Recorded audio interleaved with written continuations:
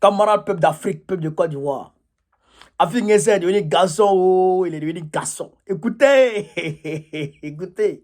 Pascal Lafine-Guessant, bonjour. Bonjour. Vous êtes candidat à la présidentielle de l'an prochain pour le FPI, mais en 2020, vous avez appelé à un boycott actif parce que le président Ouattara se présentait pour un 3e mandat. Mais si l'an prochain, il se présente pour un 4e mandat, qu'est-ce que vous ferez? Mais nous avons déjà appelé à ce qu'il renonce à ce 4e mandat parce que déjà le 3e mandat, vous le savez bien, a été assez chaotique. Et depuis, la situation s'est dégradée, aussi bien au niveau intérieur qu'au niveau international. Ce serait un grand risque pour le pays que M. Ouattara soit encore candidat en 2025. Et pourtant, il y a un taux de croissance annuel supérieur à 7%, non? Oui, c'est vrai, mais vous savez, le taux de croissance n'a rien à voir avec la réalité. Sur le plan social, c'est la catastrophe. L'espérance de vie a reculé sous M. Ouattara de 58 à 57 ans. L'indice de développement humain s'est dégradé. Il y a beaucoup de pauvreté. Sur le plan politique, la réconciliation nationale est un échec. Sur le plan de la gouvernance, beaucoup de malversations, beaucoup d'enrichissement illicite, de corruption. Et donc, il y a une forte attente de la part des Ivoiriens au changement. Le RHDP au pouvoir appelle Alassane Ouattara à se présenter l'an prochain. À votre avis, il va y aller ou pas? Oh, je ne crois pas, je ne pense pas, parce que M. Ouattara est bien conscient du risque que cela représente pour lui-même et pour le pays s'il était candidat. Et à votre avis, qui sera le dauphin d'Alassane Ouattara pour le RHDP? Ça, c'est une question interne. Vous avez une petite idée? Oui, j'ai une petite idée, mais je la garde pour moi. On parle du vice-président, Thiemoko Miele-Kone. Évidemment, quand on a été vice-président, on aspire légitimement à être président. Donc ce ne serait pas une surprise si c'était lui qui était choisi comme le candidat du RHDP. Et quelle est votre stratégie en vue de la présidentielle d'octobre prochain? C'est d'y aller seul ou de faire alliance avec d'autres? Oh, vous savez, en Côte d'Ivoire, aucun parti à l'heure actuelle, qu'il soit au pouvoir ou pas, ne peut gagner seul. Nous avons des appels de pied émanant du PPACI, du président Laurent Gbagbo, et il y a donc des frémissements en faveur de ces retrouvailles. Et je suis persuadé que nous allons nous retrouver pour gagner ensemble l'élection de 2025.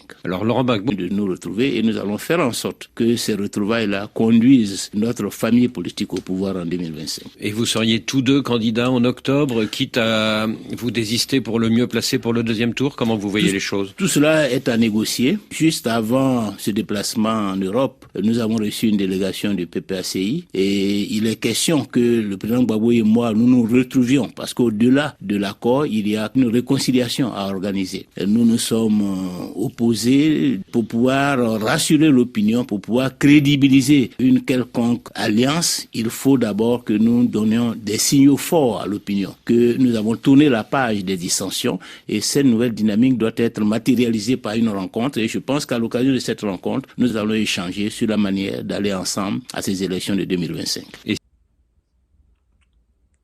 Vous avez écouté. Ça, c'est la fille qui parle comme ça. Hein. L'homme l'a décidé. Hein. D'après le président Laurent Gbagbo, c'est lui qui a vu le lion venir. Le chien qui a vu le lion. Et celui qui l'a pas vu, ne pas la même manière de courir. Avec que ça, il quitté là-bas. Il a vu que Draman là, c'est pas bon. Il a tout perdu, frère. Il a perdu sa mairie. Il a perdu son poste de député, il a perdu son conseil régional. Le RADP, lui, a tout arraché. Donc, là, il a compris. Il a tout compris. C'est lui et puis Gbagbo vont se voir bientôt.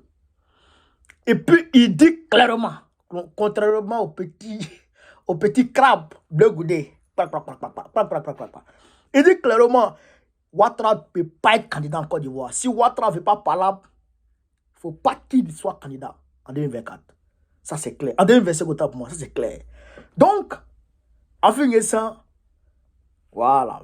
Je rappelle que les Waworo qui voulaient l'empêcher, Dago Godé qui voulait l'empêcher d'être président de son parti, je rappelle qu'il a gagné au niveau de la justice et il a été élu président de son parti au congrès dernier. Là. Donc, les présidents sont partis.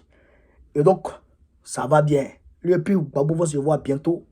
Et ça, je souhaite ça de tous mes voeux. Voilà, je souhaite que le président Gbagbo le rencontre clairement et que ils disent à l'opinion que désormais ils sont ensemble. Les Wawara qui disent que Gbagbo n'arrive pas à revenir, Regardez sur le monde, regardez le film, vous allez prendre.